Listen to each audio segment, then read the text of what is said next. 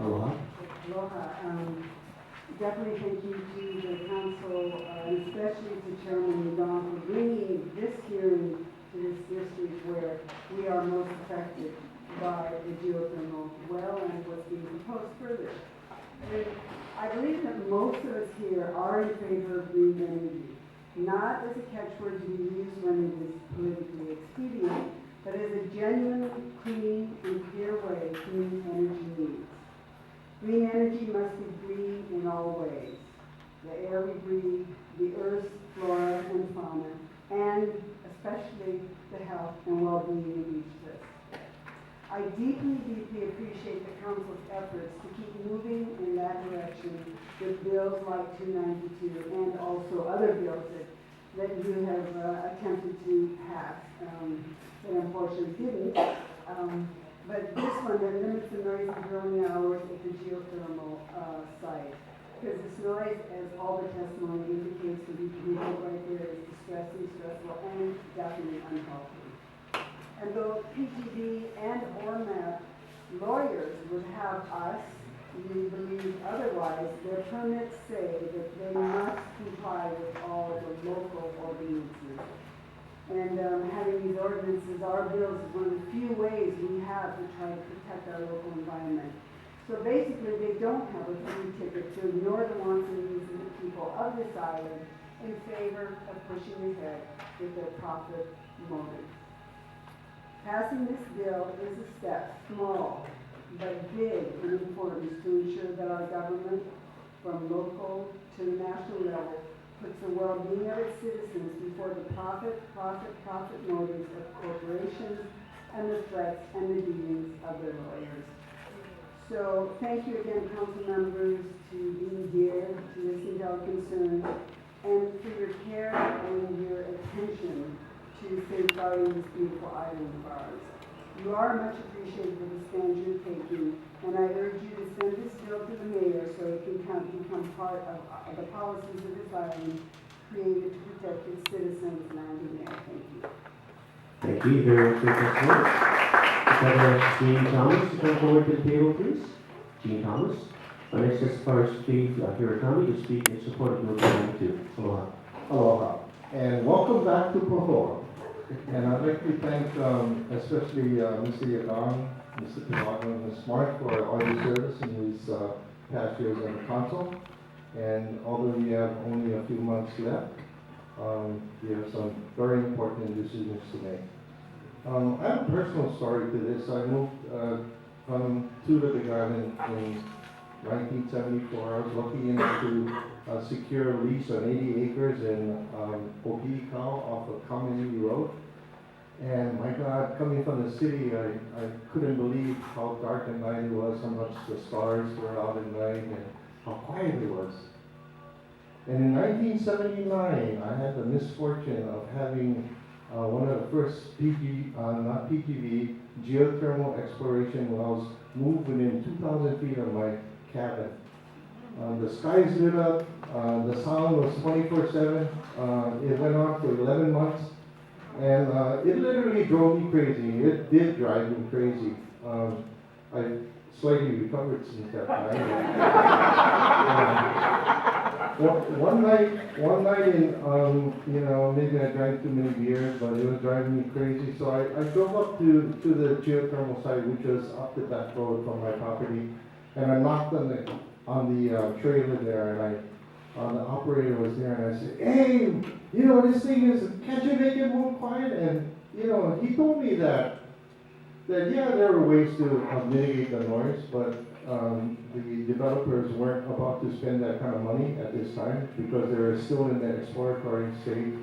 So I went back and I did a little research, and in 1979, I was on the front page of the Tribune Herald as being the first testifier to let the county know that there were no standards on noise, light, air quality, or anything at that time. Well, we've come a long way since that time, but we haven't come quite far enough because of the main consideration of the location, where it is. Consider this, if you don't consider this a construction project, what would happen if you allowed a shopping mall to be built right in the middle of one of the subdivisions, say HPP, and they constructed all night long, 24/7 until they completed the project? Don't you think you'd be in the same situation? This is a construction project very near to a residential area. It's all about location, but you know, noise is only one of the things. We're here specifically about noise, but they haven't completely mitigated and made safe all the other things that we do worry. Some things worse than noise is the hydrogen sulfide, sulfur dioxide, all the nasty metals that come with geothermal drilling. So I thank you, and I ask you to pass this bill. Thank you. Thank you very much for your question.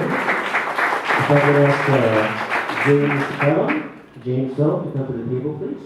Our next testifier, Gene Thomas, to speak in support of Bill 292. Aloha. Thank you for coming, and I support Bill 292. I appreciate all of you going out of your way to come over here. It was actually news to me tonight about the low frequency. I knew about low frequency. I know that elephants can communicate a distance of 30 miles between themselves with 30 hertz. And of course, it's not 24/7, so the sound does travel. I live a little more than a mile from the plant, and I have felt this waxing and waning of the vibration, and it's actually real. It's not something I'm just making up, and it was nice to understand what that's all about, because I didn't delve into that deep enough to understand it, but all I know is that it was quite nerve-wracking, and it got, for me, better when it got down several thousand feet. It wasn't as bad, but when they were close to the surface especially, it's just it's not a good thing. There's some other sounds too, especially when you're drilling, and I think they call them cable breaks.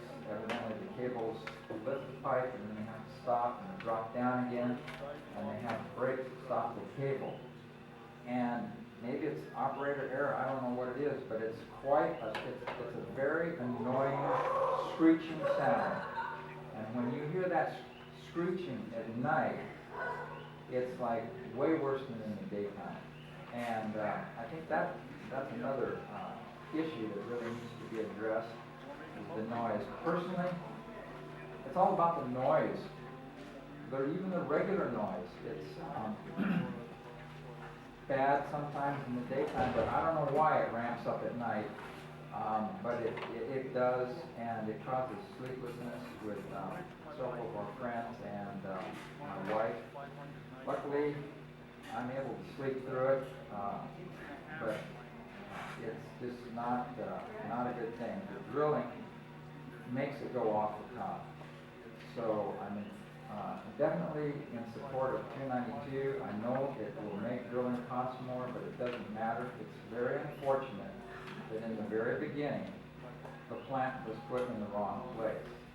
Now there's new technology that's being investigated that allows geothermal to be done completely away from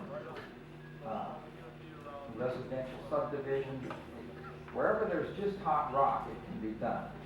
There's a lot of balking, there's a lot of, they downplay this because it is not quite as efficient and it costs 50% more. But with the health of people nearby at risk, I don't care if it costs more. If DLNR is bent on geothermal, they can put it pretty much wherever there's hot rock. You just have to bring your water to the site, or you can improve it by 30% by using supercritical CO2. That process can be done. Thank you. So I would like that to be looked into for further. I'd rather there was no development here, but if it has to be, do it away from residents. Get it way out somewhere. It's hot everywhere on this island. Thank you, sir. Thank you for your testimony. Is James Salem here? James Salem? If not, if I could ask Donald Barker? Is Donald Barker here? Donald Barker? Or is it Barkov? It's Parker, but I wasn't expecting to. Okay, all right, sir, thank you. How about Dennis Carter? Dennis Carter? Okay, thank you, Dennis. And if I could ask Steve Berkman to come forward as well?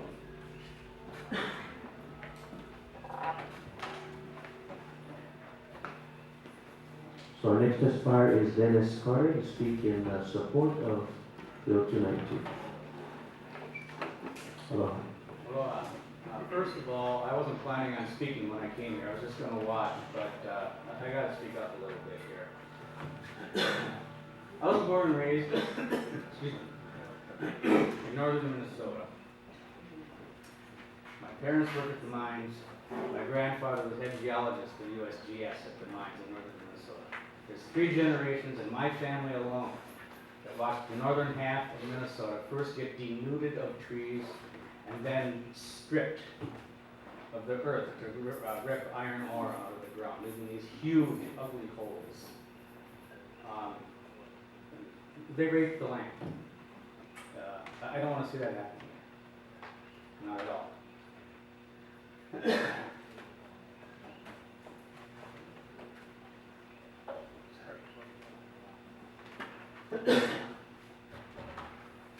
My wife and I spent everything we had to move here, to peace and quiet this land, to open a bed and breakfast. I'm deathly scared of this crap expanding close to where it would affect us. We love bed and breakfast. We care for people who want peace and quiet. If this noise and pollution goes on, there goes our business. There goes the value of our land, which we're still trying to buy. The value goes down, we're not going to qualify for the loan. We're out on our ears. We're out of $250,000. We spent our entire savings, our retirement fund, max out all our credit cards. Just want to finish up by quoting a line from an old Eagles song. He says, Richmond teams raped the land and nobody caught him. I think it's time we caught him, damn it. Please do the right thing. Thank you. Thank you, sir. Thank you for that. If I could ask Thomas Travis to come to the table, please. Our next testifier is Steve Berkman to speak in support of Bill 292. Aloha. Aloha. Thank you for all being on here.